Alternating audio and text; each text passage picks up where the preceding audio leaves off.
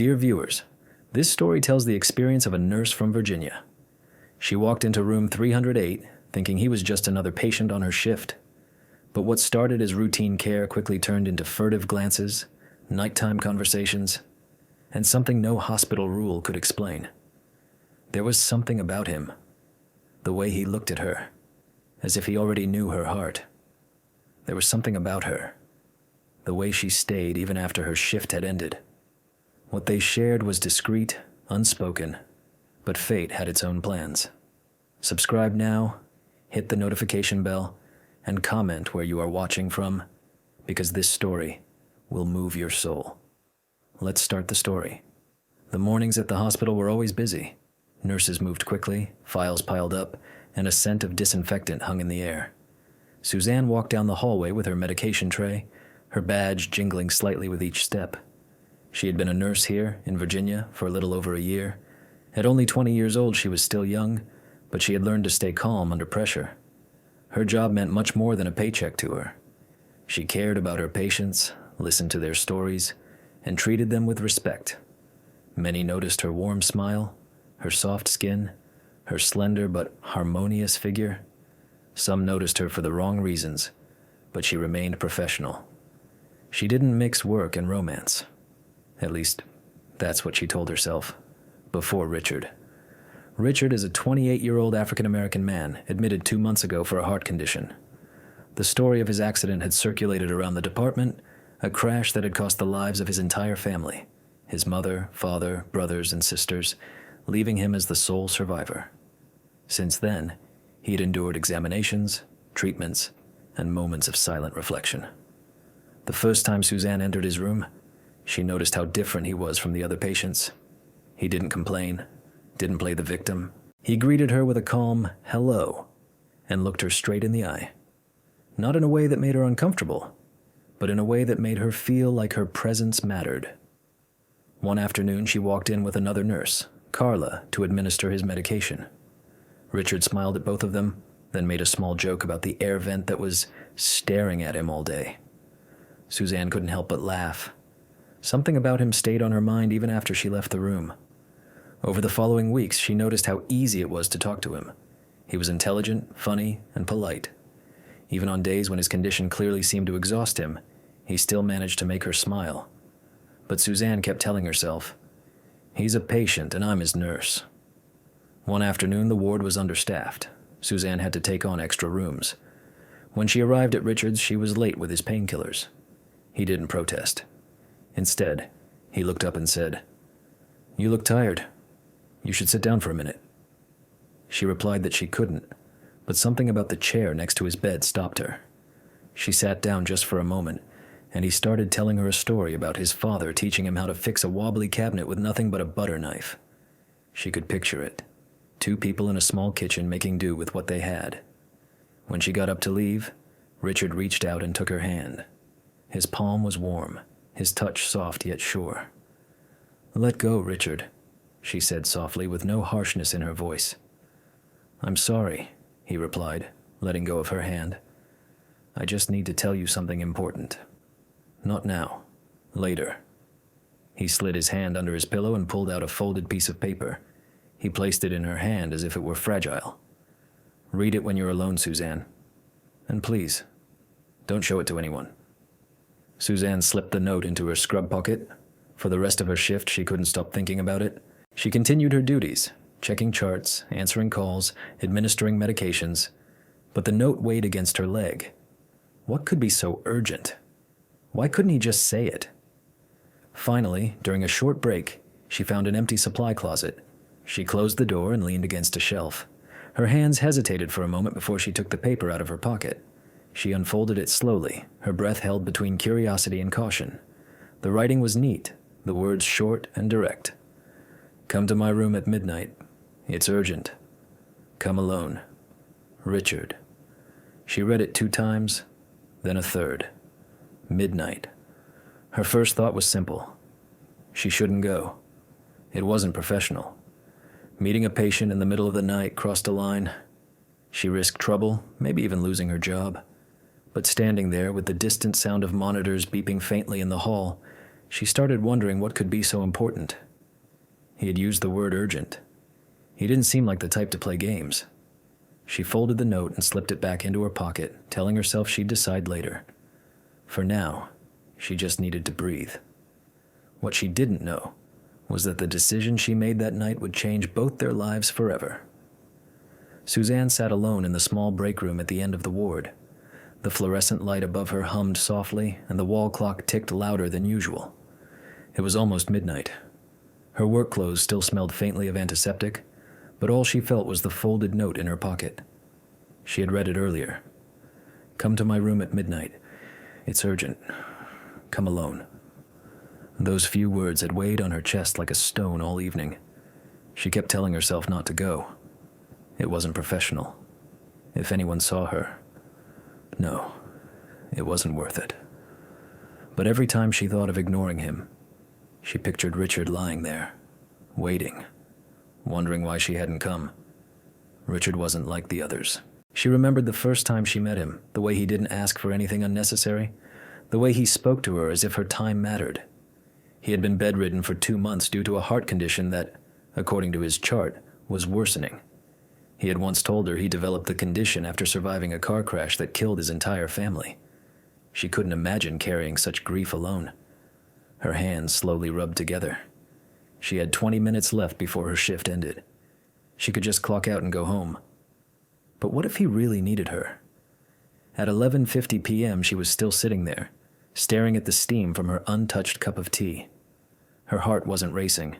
It was thinking. At 11:57 p.m., she pushed back her chair, stood up, and walked out. Her shoes made soft taps on the floor as she moved down the dark hallway. She passed the sleeping rooms, the glow of the monitors just bright enough to make out the shapes inside. When she reached his door, she hesitated. It was slightly ajar. She placed her hand on it and pushed slowly. Richard was awake, sitting up against a pile of pillows. He wore a dark sweatshirt over his hospital gown, the sleeves rolled up to his elbows. The lamp next to his bed was on, casting a warm hue over the room. When his eyes met hers, they softened. "You came," he said softly. She closed the door halfway behind her without locking it. "You said it was urgent. What's going on, Richard?" He gestured toward the chair. "Please sit down." She approached and sat, leaving a little space between them. "If it's about the pain, I can call the doctor." "It's not the pain," he interrupted gently. "It's something I've been carrying since I got here. I needed the quiet of the night and you to be able to say it." Suzanne watched him carefully. His hands rested on his knees, but she could see the tension in his fingers. "I don't want you to think I'm just a man trying to cross a line. I'm not here to waste your time or disrespect you, but I'm living with a clock over my head. The doctors don't say it out loud, but I know my heart won't hold out much longer. Suzanne, you know, my family died in that car accident 2 years ago. My mother, my father, my sisters, everyone. I came out of it with a broken body and a heart condition that only gets worse. And since that day, I've thought about one thing: the end of my family's story." Suzanne remained silent. "I don't want it to end with me. I want a child. I want someone to carry the name, the memories, the lineage, not just for me, but for all those who didn't get the chance to live." He leaned slightly forward, his voice lower now. "I want a child. And when I think about who I would want as the mother of that child, the only face I see is yours." The air in the room seemed frozen. Suzanne blinked, her lips slightly parted. "Richard, you don't even know me outside this hospital. I know you enough. I know how you listen. I know you care about others, even when you're tired. I know you're the first person in months who made me feel like I'm not just a patient in a bed." Her throat was dry. She placed her hands on her knees. "Richard, you're asking me for something huge. I'm 20 years old. I'm not ready to be a mother. I still have things I want to do, goals I haven't reached. I can't offer you that." Richard's eyes never left hers. "Please," he said more gently, almost broken. "I'm not asking you to marry me. I'm not asking you to give up your life. I'm asking you to give a part of it. I don't have much time left, Suzanne. You could be the reason a part of me continues to live." Her heart tightened, but she kept her voice firm. "Richard, I can't. I care about you, but I can't." He slowly leaned back, his chest rising and falling in a heavy rhythm. For a moment, he didn't speak. His eyes dropped to his hands, then lifted again, and she could see the struggle in them, his refusal to abandon the idea. "I don't want to leave this world without leaving something good behind," he said almost to himself. "But I see you've made your decision." She remained silent. He exhaled slowly, a breath loaded with pain and understanding. "Thank you for at least coming to listen to me. It means more than you know." Suzanne stood up slowly, uncertain if her legs felt lighter or heavier. She looked at him one last time before heading toward the door. She didn't know if it was guilt or sadness, but something in her chest hurt. She stepped out into the hallway, the dim light stretching her shadow far in front of her. Deep down, she knew that conversation wasn't over. The next day was different. Suzanne moved from room to room, but her mind kept returning to Richard's face the night before, his look when she said no, and the quiet pain in his voice when he pleaded. She tried to stay busy, but every time she passed his room, she felt his eyes on her. She only went in when she had to, and when she did, their exchanges were brief. By evening, the tension in her chest was too heavy to ignore. She found herself outside his door long after the other nurses had finished their rounds. She knocked softly and entered. He was awake, sitting up, his notebook open on his lap. "Hi," she said softly. He looked up and offered a small smile. "I wasn't sure you'd come back here." "I didn't want to leave things as they were last night," she said. "I know it meant a lot to you, but I had to be honest." He nodded slowly. "I respect that, and I'm sorry if I made things harder for you."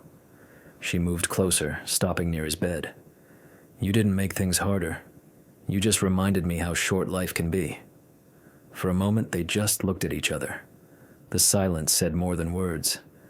Then Richard closed his notebook and set it aside. "There's something else I wanted to tell you last night. Another wish." She frowned slightly. "Richard, this one isn't about me," he said, shaking his head. "It's about someone else, someone who still has a chance." She pulled the chair closer and sat down. "Go on." "There's a boy in the room next door, 16 years old. I overheard the doctors talking about him. He has kidney failure, and they haven't found a donor yet." Suzanne nodded. "I know who you're talking about. He tries to joke with the nurses, but you can see he's scared." "I've been thinking a lot about him," Richard continued. "If my heart gives out, my kidneys will still be good. If I can't save myself, I can at least save him." Suzanne's chest felt heavy. "You want to be a donor?" "Yes," Richard said firmly. "But I need you to talk to the doctor. Push them to test if I'm compatible. I don't want to waste time with hospital delays. If I go, I want a part of me to allow someone else to live." She shifted, her fingers gripping the armrest. That's a huge decision, Richard." "It's the only decision I have left," he replied. "You said no to my first wish. I understand. But this one, please. Don't say no to this one." Suzanne swallowed hard. "You know there's a process, right? Rules, approvals, consent forms." "I know," he said, his eyes fixed on hers. "That's why I'm asking you. You care about others. You won't let this get lost in the paperwork." She didn't answer right away. She thought of the boy's face, pale under the hospital lights. She thought of Richard's voice the day before, mixed with hope and despair. Finally, she said, "I can't promise what the hospital will decide, but I promise I'll talk to them. I'll try." His shoulders relaxed slightly. "That's all I ask." They sat there for a few moments, not looking away. Then Richard reached out for her hand. His touch was warm, steady. "Thank you," he said softly, "for listening to me, for not just walking away." She didn't pull her hand back. "You're welcome." The silence returned, disturbed only by the soft hum of the machines. Suzanne felt the weight of the moment enveloping them. Then suddenly Richard's expression changed. His hand squeezed hers tighter. "Richard, what's wrong?" He winced, his other hand clutching his chest. It's tight. I can't breathe." Suzanne jumped out of her chair. "Stay with me," she said, her voice now urgent. She pressed the call button, her eyes scanning the monitor as the lines on the screen began to waver. Hurried footsteps echoed in the hallway. The door burst open and 2 nurses rushed in, followed by a doctor. "What's his status?" "Chest pain, vitals dropping," Suzanne replied quickly, stepping aside as they intervened. "Bring the crash cart," a nurse shouted. Richard's eyes found hers through the chaos. His lips moved, struggling to form words. She leaned close to him so he wouldn't have to strain. "Please," he whispered. "Don't forget." "I won't forget," she replied firmly, her voice breaking. The doctor called out numbers. The nurses worked quickly, and Suzanne stood at the edge of the room, her heart aching in a way she couldn't describe. They attached the paddles to his chest. "Clear." The shock made his body convulse. The monitor flickered, then stabilized for a moment before dropping again. "Charging. Clear." Suzanne put her hand over her mouth, forcing herself not to cry. She had to stay calm, even though the room felt like it was closing in on her. Minutes passed. The team didn't stop. Suzanne could only watch.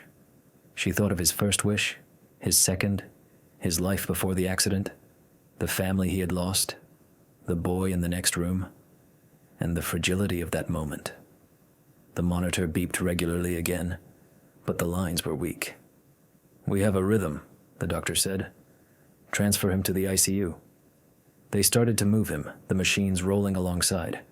Suzanne followed them to the door, then stopped in the hallway as they wheeled him away. Her hands were shaking. She leaned against the wall, trying to calm her breathing. The boy's room was a few doors down. The blinds were partially open, and she could see him lying down, eyes closed, an oxygen tube under his nose. Suzanne turned her head toward the direction they had taken Richard. She could still hear the faint squeaking of the bed wheels fading down the hall. She pressed her palms together, a silent prayer forming in her mind. But at that moment, a voice sounded over the hospital intercom, urgent, sharp. "Code Blue! ICU!